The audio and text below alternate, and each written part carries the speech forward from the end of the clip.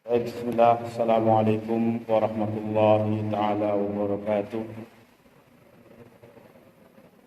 Alhamdulillah, salatan wa salaman ala rasulillah wa ala alihi wa ashabihi wa man ittaba al-huda ila yaumil qiyamah. Amma ba'du. Puji syukur kita panjatkan kehadirat Allah Subhanahu wa ta'ala, dan salawat teriring salam semoga senantiasa terlimpah curahkan kepada baginda kita Nabi besar Muhammad sallallahu alaihi wasallam. Para santri yang dimuliakan oleh Allah Subhanahu wa taala, kita akan melanjutkan kajian tafsir kita pada subuh hari ini, yaitu surah An-Naba.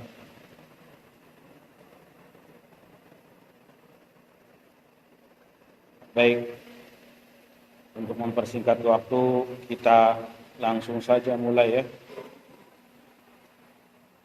Bismillahirrahmanirrahim.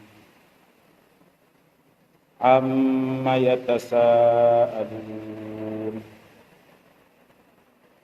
Tentang apakah mereka saling bertanya-tanya. Dalam ayat ini Allah Ta'ala mengabarkan kepada Rasulullah SAW tentang keadaan orang-orang musyrikin setelah diutusnya Rasulullah SAW. Allah mengabarkan kepada nabinya melalui pertanyaan.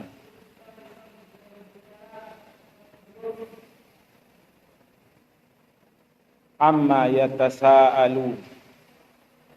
Tentang apakah orang-orang musyrikin itu mereka saling berdebat di antara sesama mereka ketika Rasulullah SAW memberikan kabar kepada mereka, menyampaikan risalahnya kepada mereka.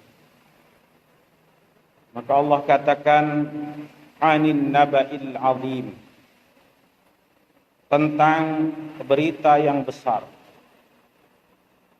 Apa itu berita besar yang diperdebatkan oleh orang-orang musyrikin? Dalam tafsir At-Tabari disebutkan makna an-naba ini, makna an-naba'ul azim, ada yang memaknai Al-Quran, ada yang menamai Yaumul Qiyamah, atau ada yang memaknai Yaumul Qiyamah, dan ada yang memaknai An-Naba'ul Azim itu adalah hari kebangkitan. Ini merupakan khilafu tanawu, yang satu sama lain saling melengkapi, jadi tidak saling bertentangan. Maka kita ambil An-Naba'ul Azim adalah maknanya hari kebangkitan. Sebagaimana dalam ayat yang lain Allah menjelaskan bahwasannya orang-orang musyrikin, orang-orang kafir, mereka tidak mempercayai, tidak meyakini bahwasannya manusia nanti akan dibangkitkan. Ya. Alladzi hum fihi mukhtalifun. Yang berita besar itu, ya, mereka berselisih. Orang-orang musyrikin mereka berselisih tentang berita besar. Di antara mereka ada yang membenarkan, disebutkan dalam tafsir At-Tabari, dan di antara mereka ada yang mendustakan. Ya. Yang membenarkan maksudnya adalah membenarkan kematian. Mereka tidak berselisih. Mereka bersepakat bahwasannya kematian pasti akan datang dan menghampiri setiap manusia. Akan tetapi mereka mendustakan adanya kebangkitan setelah kematian. Ya. Jadi kalau di antara kita ada yang meragukan adanya kebangkitan setelah kematian, maka kita termasuk golongan orang-orang yang disifati oleh Allah Subhanahu wa taala sebagai kaum musyrikin wal iyad billahi min dzalik. Karena bagaimana mungkin manusia melakukan dosa dan kemaksiatan sementara dia lolos begitu saja. Ketika dia mati tidak diberikan hukuman yang setimpal kalau seandainya hari kebangkitan itu tidak ada. Bagaimana orang-orang yang mendolimi orang lain, mengambil hak orang lain, memukul orang lain, mencaci maki orang lain, merugikan orang lain, bagaimana mereka bisa seenaknya melakukan itu di dunia? Karena mereka mungkin lebih besar, lebih kuat, punya kekuasaan. Sementara ketika mereka mati nanti tidak ada pembalasan untuk mereka. Maka ini sesuatu yang sangat mustahil terjadi, tidak masuk akal. Ya. Betapa enaknya nanti mereka. Jadi hari kebangkitan itu adalah suatu hari yang pasti akan datang sebagai pembalasan bagi mereka yang bermujahadah di dalam, bersungguh-sungguh di dalam kemaksiatan dan kezaliman, dan juga sebagai balasan bagi orang-orang yang bermujahadah di dalam keimanan dan ketakwaan. Allah melanjutkan ayatnya, kalla saya'lamun.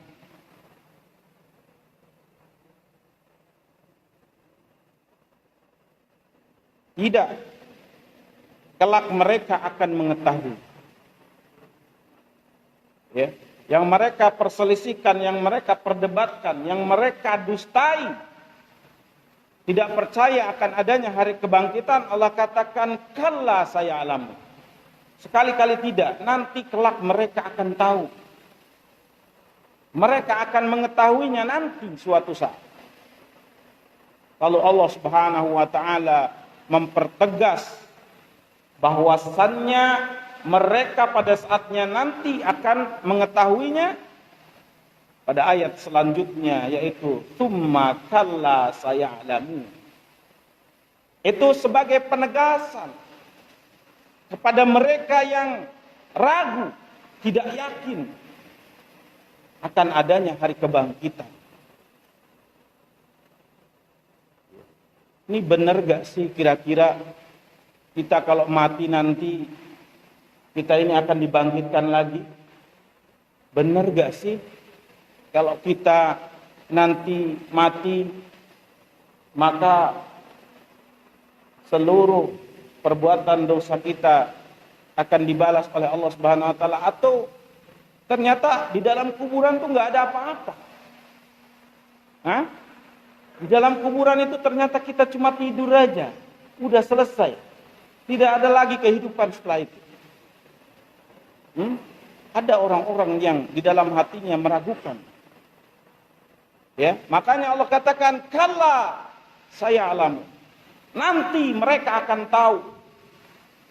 Ya, ketika Allah Subhanahu wa taala benar-benar membangkitkan mereka. Hadirin sekalian yang dimuliakan oleh Allah Subhanahu wa taala, para santri, setelah Allah Subhanahu wa taala menjelaskan kepada Nabi Muhammad tentang kondisi kaum musyrikin yang mereka mendustakan hari kebangkitan, Allah Subhanahu wa taala menyindir mereka dengan kenikmatan-kenikmatan yang begitu banyak yang Allah Subhanahu wa taala berikan kepada mereka. Kenikmatan-kenikmatan yang begitu luar biasa yang Allah berikan kepada mereka, sementara mereka kufur di atas muka bumi. Allah sindir mereka.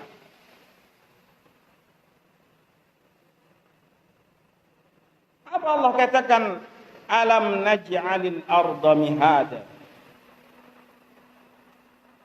Bukankah kami telah menjadikan bumi sebagai hamparan? Ya. Bukankah kami telah menjadikan bumi ini sebagai hamparan? Yang orang-orang musyrikin yang mendustakan adanya hari kebangkitan, yang kufur kepada Allah Subhanahu wa taala hidup di atasnya. Kalau seandainya Allah Subhanahu wa taala tidak menjadikan bumi ini, di mana mereka akan tinggal? Padahal bumi ini Allah yang ciptakan. Mereka enak hidup di atas bumi ini, di atas ciptaan yang Allah Subhanahu wa taala ciptakan, tapi mereka kufur kepada yang menciptakan.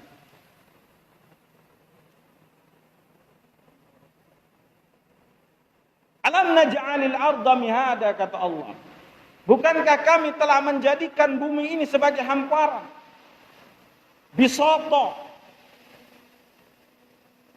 Agar kalian semua bisa hidup di atasnya dengan nyaman.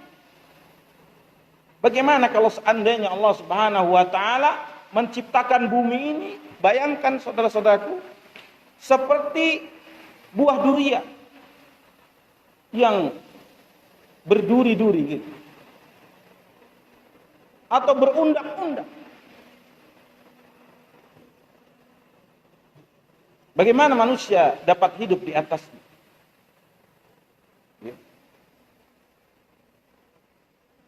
Wal jibala autada, dan gunung-gunung sebagai pasak. Allah jelaskan bahwa Allah tidak hanya menjadikan bumi ini sebagai hamparan, tetapi supaya bumi ini kokoh tidak goyang, Allah Subhanahu wa taala ciptakan gunung-gunung. Ya. Allah ciptakan gunung-gunung agar bumi ini tetap kokoh, sehingga manusia dapat hidup di atasnya dengan aman dan tentram. Bagaimana kita ketahui, gunung itu adalah sebagai pasak. Kalau kita lihat tenda-tenda ya yang biasa antum dirikan kalau kemah, itu supaya tendanya kuat pakai apa? Pakai pasak. Di sekelilingnya, semakin banyak pasak semakin kuat. Semakin dalam pasak yang ditanam ke dalam tanah untuk menopang, semakin kuat. Maka mungkin di antara antum yang belajar ilmu pengetahuan alam, ya, itu gunung itu menjulang ke atas, tapi masuk ke dalam, akarnya lebih tinggi daripada gunungnya itu sendiri. Ya. Ini sengaja Allah Subhanahu wa taala ciptakan supaya bumi ini kokoh. Agar manusia bisa hidup dengan damai, dengan tentram. Kemudian waja'alna al-laila libasa, dan kami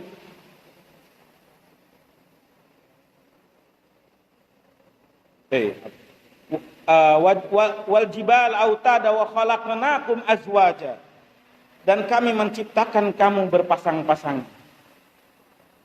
Ya. Ini Allah sindir mereka. Allah sudah ciptakan bumi sebagai hamparan. Allah kasih gunung-gunung untuk menguatkan agar tidak goyah. Allah kemudian menciptakan mereka dari jenis yang berpasang-pasangan. Maka kalau kita lihat seluruh alam semesta ini, itu semuanya berpasang-pasangan. Inilah hikmah Allah Subhanahu wa taala yang sangat besar. Bahkan tumbuh-tumbuhan itu semuanya berpasang-pasangan. Ada laki-laki dan ada perempuan. Untuk apa? Agar terjadi keseimbangan di muka bumi ini. Coba kalau seandainya Allah Subhanahu wa taala menciptakan cuma laki aja. Atau Allah Subhanahu wa taala ciptakan pohon hanya perempuan saja, maka tidak akan menghasilkan buah-buahan. Ya, maka tidak akan terjadi keseimbangan. Yang ada nanti akan terjadi kekacauan. Waj'alna naumakum subata. Dan kami menjadikan tidurmu untuk istirahat. Allah ciptakan bumi, Allah kuatkan dengan gunung, Allah ciptakan manusia berpasang-pasangan. Lalu Allah Subhanahu wa taala juga menciptakan tidur. Ya. Allah Subhanahu wa taala menciptakan tidur. Ini kita nggak membayangin. Kalau seandainya Allah nggak ciptain tidur, apa yang terjadi? Kalau misalkan kalian melek, ya, jangan lama-lama 3 hari aja, nggak tidur-tidur, apa yang akan terjadi? Hah? Bisa sakit dan bisa meninggal. Ya. Maka tidur itu ada hikmahnya. Supaya kita bisa istirahat. Supaya kita bisa istirahat. Dan istirahat yang paling baik itu adalah tidur. Tapi tidak tidur di dalam ta'lim. Kalau tidur di dalam ta'lim, di dalam pengajian, itu namanya tidak mensyukuri nikmat Allah Subhanahu wa taala. Sementara banyak orang-orang yang ingin mendapatkan ilmu, dia menolak ilmu. Ya. Bayangkan, tidur, istirahat yang paling baik adalah tidur. Dan Allah Subhanahu wa taala menciptakan tidur ini agar manusia bisa bertahan hidup. Karena pada saat seseorang tidur, ruhnya diambil oleh Allah Subhanahu wa taala. Ya. Ruhnya diambil oleh Allah Subhanahu wa taala. Dan pada saat bangun, ruh itu dikembalikan oleh Allah Subhanahu wa taala. Biar apa? Biar benar-benar istirahat. Ya. Coba kalau seandainya tidak ada namanya tidur. Hah? Allah tidak ciptakan tidur, kira-kira manusia bisa bertahan hidup? Tidak. Lalu kenapa kalian masih kufur terhadap nikmat Allah? Yang begitu banyaknya Allah Subhanahu wa taala berikan kepada kita. Kenapa enggak mau mensyukuri nikmat Allah? Ya. Kemudian waja'alna al-laila libasa. Dan kami menjadikan malam sebagai pakaian. Ya. Tadi Allah Subhanahu wa taala menciptakan tidur agar manusia bisa beristirahat. Tidak sampai di situ. Agar total dan maksimal bisa menikmati istirahat itu, Allah Subhanahu wa taala menciptakan malam. Karena pada malam hari itu adalah waktu yang paling tepat untuk tidur. Ya, Allah Subhanahu wa taala sengaja tenggelamkan mataharinya di malam hari agar bumi ini gelap, sehingga manusia tidak ada yang beraktivitas pada malam hari, sehingga menciptakan ketenangan, dan ketenangan itu membuat manusia bisa tidur dengan nyaman, dengan lelap. Jangan tidurnya setelah subuh. Hah?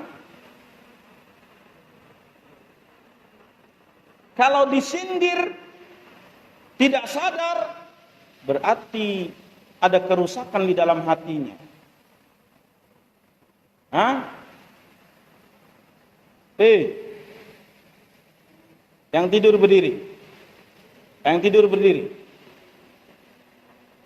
Yang tidur berdiri. Kasih tahu temannya. Suruh bangun, suruh berdiri. Suruh berdiri. Ayo, suruh berdiri, yang tidur suruh berdiri. Kasih tahu temannya. Ya. Antum menghafal Al-Quran, ya, itu Masya Allah luar biasa. Luar biasa. Ya, aktivitas yang sangat mulia. Tetapi, manakala antum menghafal Al-Quran, ya, antum hanya sebatas menghafalnya, tanpa mentadaburinya, tanpa mengetahui isinya, dan tidak ada niat untuk mengamalkannya, maka hafalan antum sia-sia. Paham? Dan tidak ada manfaatnya sama sekali. Ya. Siang, malam, pagi, sore antum hafalan, keras keringat, banting tulang, sampai stres, sampai ngantuk. Itu tidak ada nilai pahalanya di sisi Allah Subhanahu wa taala. Kosong. Dan tidak ada manfaatnya, kosong. Manakala hafalan itu hanya sebatas hafalan, tidak dipelajari isinya. Karena Al-Quran turun itu bukan untuk dihafalkan. Al-Quran turun untuk ditadaburi. Afala yatadabbaruna Al-Quran. Apakah mereka tidak mentadaburi ayat Al-Quran? Ya. Menghafal itu bagus, Masya Allah luar biasa. Dan lebih bagus lagi kalau seandainya apa yang antum hafal itu, antum tahu isinya, antum tahu maknanya. Karena Al-Quran itu petunjuk. Ya, bukan untuk mengejar target UAS. Bukan untuk mengejar target UTS, bukan. Bukan untuk lomba, bukan. Hati-hati. Kalau antum salah niat dalam masalah ini, antum akan terjebak kepada penyesalan. Iya, sekian tahun antum menghafal Quran, ternyata sia-sia di hadapan Allah Subhanahu wa taala. Iya. Karena apa? Salah niat. Tapi kalau niatnya lurus, niatnya benar, menghafalkan Quran supaya memahami Al-Quran, supaya mengilmui Al-Quran, supaya Al-Quran ada di dadanya, sehingga dia bisa mengamalkan ketika dia ada masalah, dia tahu dalilnya. Ketika ada hal dalam syariat, dia tahu ayatnya, lalu kemudian dia bisa mengamalkannya, lalu dia niatkan setiap hafalan yang dia hafal itu mendapatkan pahala bacaan dari Allah Subhanahu wa taala, maka itu luar biasa. Paham sampai sini? Paham nggak nih?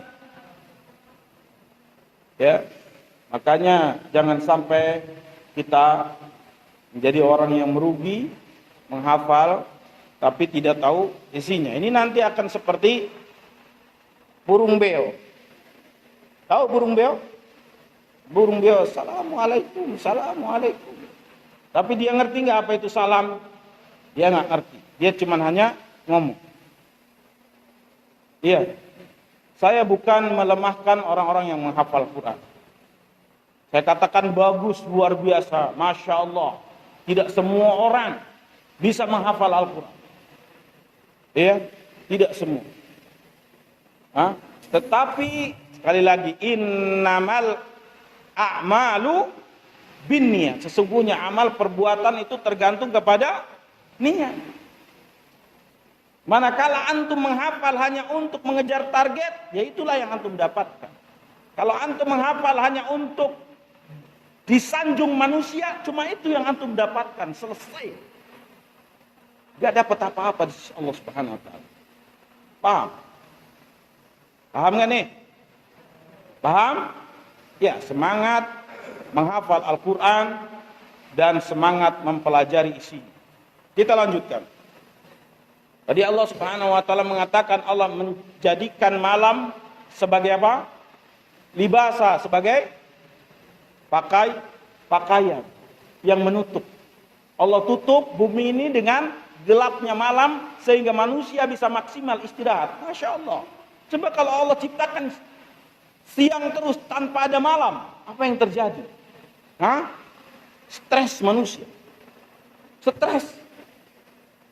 Ya, stres. Kalau nggak ada malam, nggak bisa istirahat. Coba antum bayangkan, siang terus, matahari terik.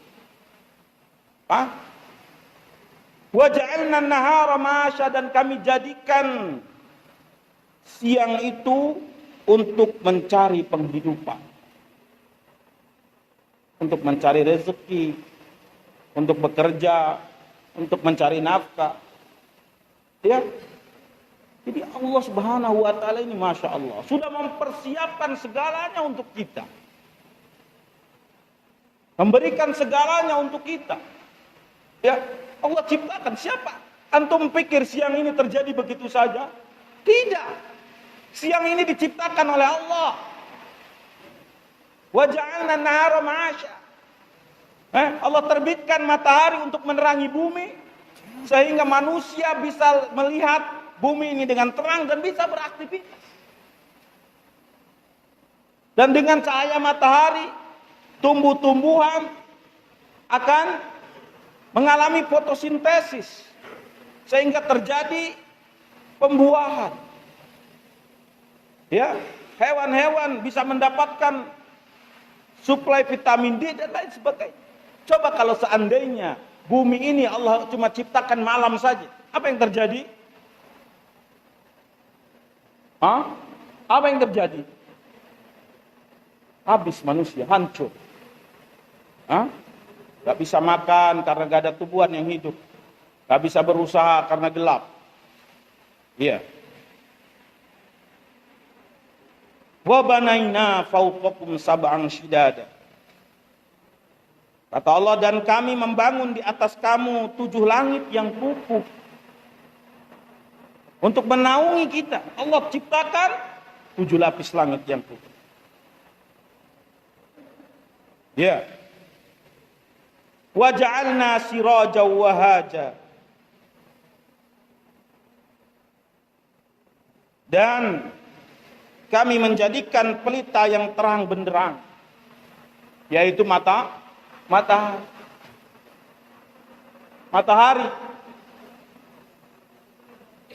Coba kalau seandainya tidak ada matahari di bumi ini.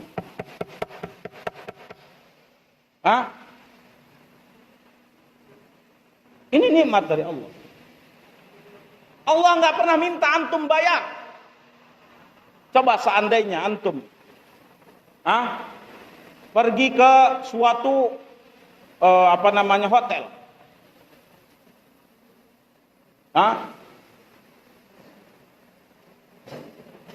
Pergi ke suatu hotel. Di hotel itu gak ada lampunya. Antum mau bayar gak? Mau bayar gak? Gak akan mau. Gak ada lampunya gimana? Ya. Dan antum mau bayar kalau ada terang benerang, ada listrik nyala dan lain sebagainya. Antum mau bayar berapapun. Tapi Allah Subhanahu wa taala ciptakan matahari menerangi bukan hanya satu titik tapi seluruh muka bumi. Allah nggak pernah minta bayar.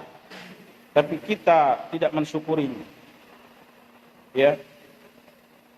Wa anzalna minal mu'sirati ma'an thajjaja. Dan kami turunkan dari awan air hujan yang tercurah dengan hebatnya. Dalam satu tafsir yang lain, mu'sirat itu diartikan sebagai rih, angin. Ya. Maka kalau kita pelajari dalam ilmu fisika, bagaimana proses terjadinya hujan itu? Allah Subhanahu wa taala sudah jelaskan kepada nabinya 14 abad yang lalu. Kita baru tahu sekarang-sekarang. Padahal nikmat ini udah pernah Allah jelaskan dahulu. Ya. Masya Allah Quran ini. Bagaimana terjadinya proses hujan? Air laut menguap karena sinar matahari, kemudian terjadi kondensasi, terjadi pengkristalan, kemudian dihembus, ditiup oleh angin, terjadilah hujan. Masya Allah. Ya. Emang buat apa sih hujan, Ustaz? Kenapa Allah ciptakan hujan? Kenapa Allah ciptakan hujan? linukhrija bihi habban wa nabata. Apa kata Allah? Untuk kami tumbuhkan dengan air itu biji-bijian dan tanam-tanaman. Ini Allah menyindir nih orang-orang yang masih kufur, orang-orang yang masih belum sadar. Allah menyindir dengan nikmat-nikmatnya. Ini Allah semua yang kasih. Ya, tumbuh-tumbuhan Allah ciptakan, ya. Biji-bijian Allah tumbuhkan itu dengan air hujan yang Allah Subhanahu wa taala turunkan dari langit. Untuk bayangin apa yang akan terjadi bumi ini kalau seandainya bertahun-tahun tidak ada hujan. Apa yang akan terjadi? Sumber air di dalam perut bumi akan hilang. Pohon-pohonan keringan. Aduh, pokoknya akan hancur muka bumi. Udah diurus sama Allah ini. Masya Allah. Sengaja dipersiapkan untuk kenyamanan kehidupan umat manusia. Ya. Makanan yang antum makan saat ini itu bahan pokoknya dari tumbuh-tumbuhan dan biji-bijian Allah yang Allah ciptakan. Ustadz, saya kok nggak makan ini, kok nggak makan buah-buahan, saya makannya mie. Lah, mie dari mana? Mie dari mana? Dari tepung. Tepung dari mana? Tepung dari mana asalnya? Dari singkong. Singkong tanaman bukan? Atau dari sagu. Sagu tanaman bukan? Paham? Semua makanan yang kita makan, semua minuman yang kita minum, itu asal muasalnya dari air hujan yang Allah Subhanahu wa taala turunkan, menumbuhkan tumbuh-tumbuhan dan bijian. Ya, saya makannya biskuit Roma, Ustaz. Saya nggak makan tumbuh-tumbuhan. Ya, biskuit Roma dari mana asalnya? Ya, paham? Ini semua Allah Subhanahu wa taala berikan untuk kita supaya kita bersyukur dan kemudian beriman kepada Allah Subhanahu wa taala. Wa jannatin alfafa, dan kebun-kebun yang rindang. Allah jadikan kebun-kebun. Setelah Allah Subhanahu wa taala menjelaskan kepada nabinya bahwasannya orang-orang musyrik mereka mendustakan hari kebangkitan. Mereka kufur. Lalu Allah Subhanahu wa taala menyindir mereka supaya mereka sadar. Ya, Allah sebutkan nikmat-nikmatnya yang Allah berikan kepada mereka. Allah ciptakan apa tadi? Yang pertama, Allah jadikan apa? Ayo, apa? Alam naj'alil arda mihada, Allah jadikan apa? Bumi buat mereka sebagai hamparan. Terus apa lagi yang Allah berikan? Apa itu? Gunung sebagai pasar. Terus Allah jadikan apa lagi? Wa khalaqnakum azwaja, apa? Berpasang-pasangan. Terus Allah jadikan apa lagi? Ayo, mana hafalan antum? Ayo. Mana hafalan antum? Ayo jawab semua. Bismillah, antum jawab dapat pahala. Yang jawab dapat pahala. Ayo. Karena antum itu artinya perhatian. Terus apa lagi? Allah ciptakan berpasang-pasangan. Terus apa lagi? Wa ja'alna naumakum subata. Allah jadikan apa? Tidur untuk istirahat. Masya Allah. Terus ayat selanjutnya apa?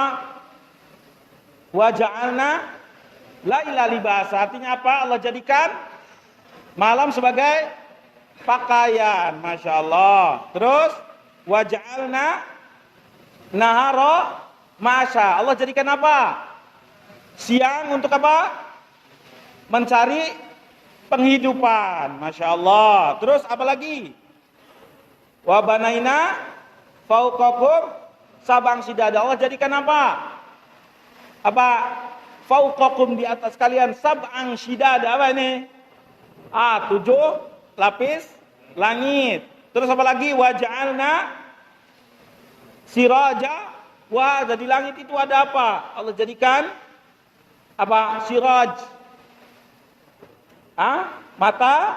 Matahari. Wa anzalna, di langit itu Allah turunkan apa? Minal muksirati ma'an sajjajaba hujan. Untuk apa? Untuk apa? Menumbuhkan tumbuh-tumbuhan dan biji-bijian. Apa ayatnya? Linukhrija bihi habba wa nabata. Terus wa jannatin alfafa. Allah jadikan jannah. Apa jannah? Kebun alfafa yang rindang. Insyaallah ya. Ingat semua kita ini. Kalau kita ingat ini, insyaallah kita nggak akan berani kufur sama Allah. Ya. Nah, setelah Allah Subhanahu wa taala sebutkan nikmat itu semua, lalu Allah Subhanahu wa taala mempertegas kepada mereka akan adanya hari kebangkitan yang mereka dustakan. Apa kata Allah? Inna yaumal fasli kana miqata. Ya, inna yaumal fasli kana miqata. Sungguh hari keputusan adalah suatu waktu yang telah ditetapkan. Ya, hari kiamat. Terus apa lagi? Yauma yunfahu fis-suri fatatuna afwaja. Yaitu pada hari ketika sangkakala ditiup, lalu kamu datang berbondong-bondong.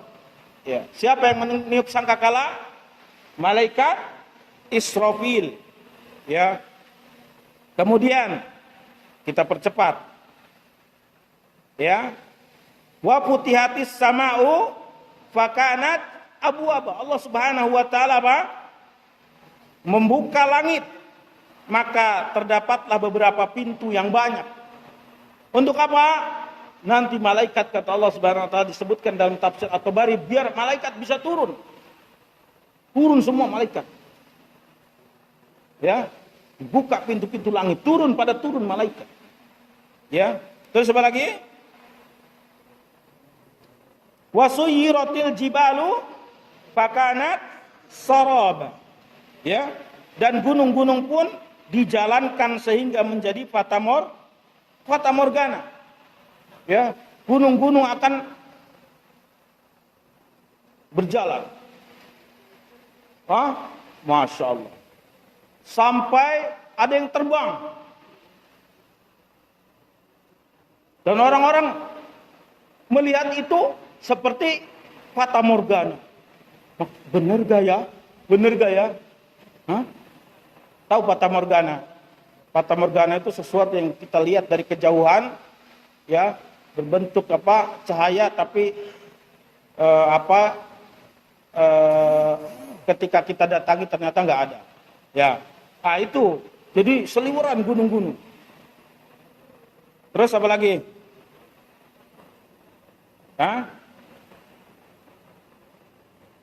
Inna jahannama kanat mirsada. Kata Allah, sungguh ya, neraka jahanam itu sebagai tempat mengintai. Jadi neraka jahanam itu sebagai tempat mengintai. Mengintai siapa? Apa maksudnya mengintai? Mengintai orang-orang yang durhaka kepada Allah. Jadi antum jangan merasa aman dengan bermaksiat kepada Allah. Ya, menonton hal-hal yang diharamkan oleh Allah. Zalim kepada temannya, mengambil uang temannya, gosok sana sini. Ya, ingat, inna jahannama kanat mirsada. Antum diintai oleh neraka. Ya, yang antum merasa aman, menzalimi orang lain, ya, berzina. Zina maksudnya bukan hanya ini ya, zina itu artinya luas. Ya, zina mata, zina tangan, zina kaki, zina hati. Antum sedang diintai itu, bukan CCTV, oleh neraka. Maka antum ingat itu.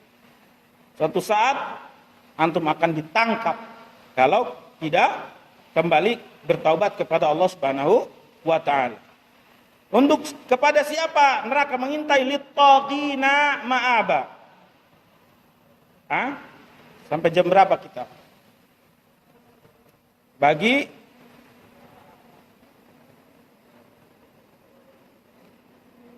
menjadi tempat kembali bagi orang-orang yang melampaui batas.